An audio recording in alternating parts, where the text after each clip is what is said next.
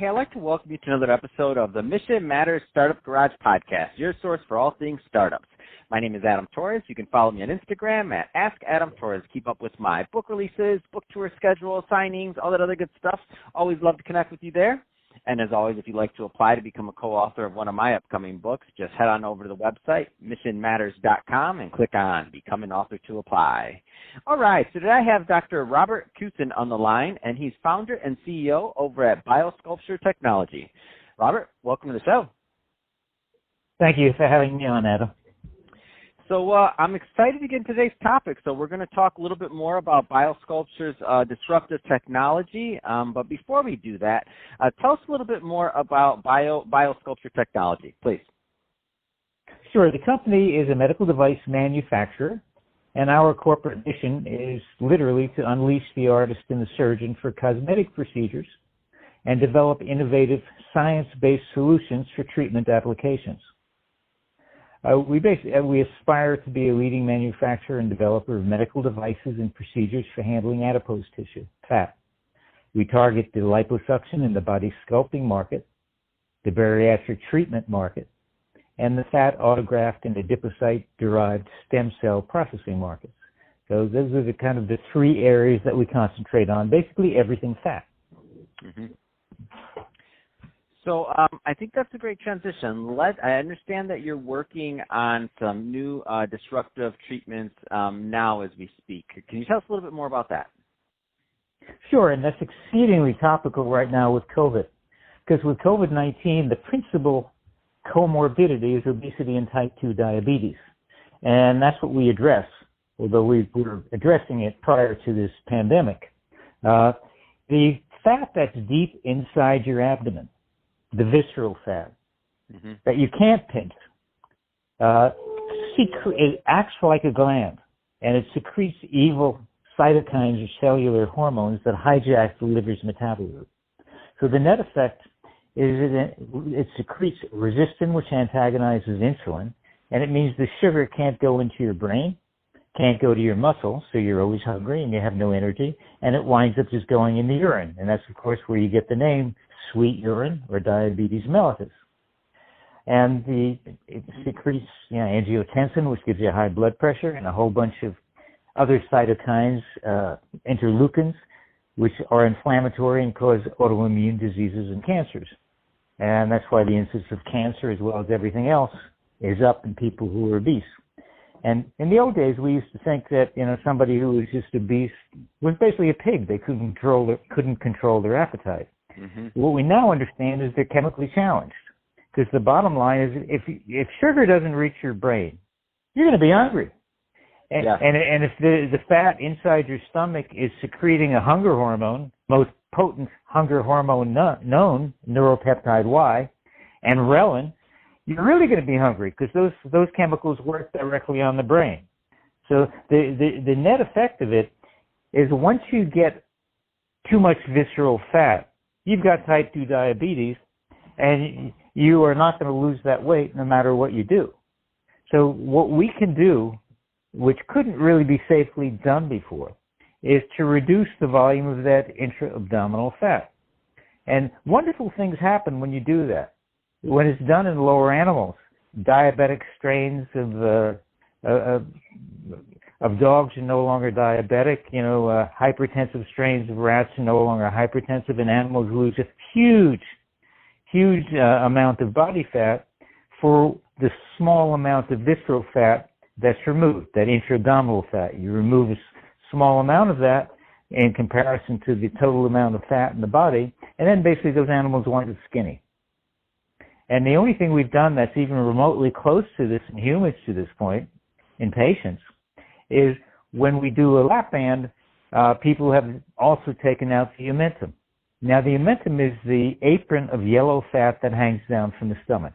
It's not quite as metabolically active as some of the other fat inside the abdomen, such as the mesenteric fat that we're talking about removing.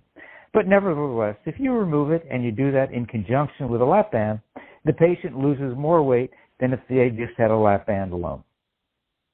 And what a lot of the listeners probably know is that the problem with the lap band is people wind up putting the weight back on. Mm-hmm. And that's because when you do a lap band, all you're doing is starving the fat. And the patient really adapts to this because they're still hungry.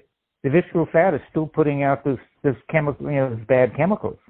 So they're hungry, and they just find another way. Well, if you can't have the Big Mac, you're just going to have the pint of Haagen-Dazs. So they find another way to basically take in the same calories. So that's why, you go down to a plateau and then you regain it.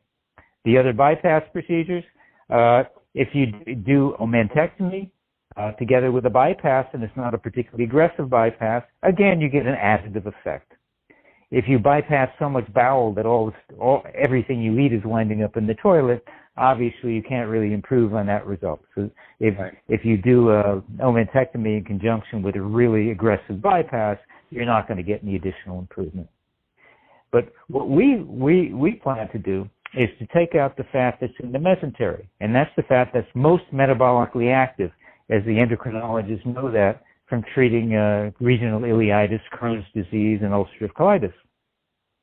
And we can use the same tube within a tube technology, or TCAP, that we use to allow the surgeon not to have to move a rod back and forth thousands of times. Most people have seen, liposuction carried out on TV at some point. Right. It was barbaric. Somebody taking a rigid rod with a hole in it, putting it through a vacuum, and basically moving it back and forth and literally hoovering out underneath the skin. And it's a rough procedure. It's rough, not just on the patient. It's also rough on the doctor. Doctors get tennis elbows and carpal tunnel from having basically a pretty strenuous workout if you're taking out a lot of fat on the patient. Mm-hmm. Well, our tube within a tube allows it not to be that rough, because what we've done is we've taken that tube that aspirates the fat and we put it inside a sheath. And then you can move it back and forth as fast as you want it, and every time it moves forward, it doesn't impact the tissue because it's inside the sheath. And yet the hole that's aspirating the tissue, sucking the tissue, still has enough contact with the body through a slot that it's aligned with, that it can basically do the job, but not do the bruising. Mm-hmm. And the nice thing is the tube doesn't even have to be straight. It can be curved. And you can make the inner tube, plastic or a memory metal, such as nitinol. And the net effect is you've got a curved body, and you actually can use a curved instrument to remove fat from it. And it's very natural, and it takes all of the strenuous work away from the doctor. So if he's using a tube within a tube, or Airbrush 3, or Airbrush 2E, to remove fat on a patient subcutaneously, there's faster healing, less bruising, a shorter convalescence, and a lot more precision. Now, if you've designed this specifically to work inside the abdomen with a thinner cannula and a shorter stroke and a pistol rather than a wand, so it can be used inside a trocar, then the doctor just has to really put this little tube where he wants the fat, or she wants the fat removed. And there's no roughness. There's no shoving it back and forth. There's just basically a position properly and remove the fat. Then reposition, remove the fat. Reposition, then remove the fat till you've taken all the fat out that you want to. And we envision removing about 3 or 4 liters, so between 8 to 10 pounds of belly fat, visceral fat, deep within the abdomen. And the patient will get off the table with a lower blood pressure, a lower blood sugar, a more healthy lipid profile, more energy. And then the patient will lose some amount of weight after the surgery. If we get the kind of results that we expect from the animal work, the multiple will be literally 7 to 10 times. So if the patient is not very obese, one operation should suffice to basically cure the patient type 2 diabetes. Now, if the multiple is lower than that, I may not get my Nobel Prize, but the bottom line is the investors in the company will only wind up making more money, because the bottom effect is it'll be a much safer procedure than the current procedure. There's no cutting into the bowel. There's no leaving behind a foreign body. There's no rearranging the body's alimentary plumbing. There's no chance of creating a digestive cripple. So the bottom line is, last year they did 258,000 bariatric surgeries bypasses or restrictive procedures. And out of those, 15% of those were revisional. Now, that's pretty amazing, because guess what? In 2008, they only did 220,000. Now, and meanwhile, there's a 10% growth rate on obesity. That just speaks to me in kind of loud and capital letters that the doctors and the patients do not like these current procedures. Because obesity is more of a problem and we're not doing any more procedures. Something's wrong there. It means the solution's no good. I mean, it's the best we have right now, but it's obviously not adequate. So that's why I've started with this, to come up with something that really could do for obesity management what LASIK did for vision correction. You want something that's fairly simple, fairly quick, predictable, and and it's something that you can get out there and get to the public, without breaking the bank. And so this should be, very cost effective for insurance, for insurance companies. It should be very cost effective for patients. And the major difference, which has me so excited about this, is when you take out the visceral fat, it doesn't grow back. By the second year of life, you've got every fat cell on your body that you've got by the second year of life is what you get. Now, when you take those out of the abdomen, were somebody to eat again because of psychological reasons, because bearing in mind that they will have less incentive to eat because the sugar will actually be going to their brain. They won't be secreting as much ghrelin or as much neuropeptide Y, so they would have less chemical reason to eat. But let's say they're eating only for a psychological reason. The fat cells inside the abdomen might swell up with some more fat, but the bottom line of it is there's not another set of mitochondria in that cell, so there's still not going to be any more chemicals. So the bottom line is the fat will wind up deposited subcutaneously, and they'll basically stay healthy. So unlike you hit a plateau and then you just rebound, you basically hit a plateau, and you've got a permanent improvement.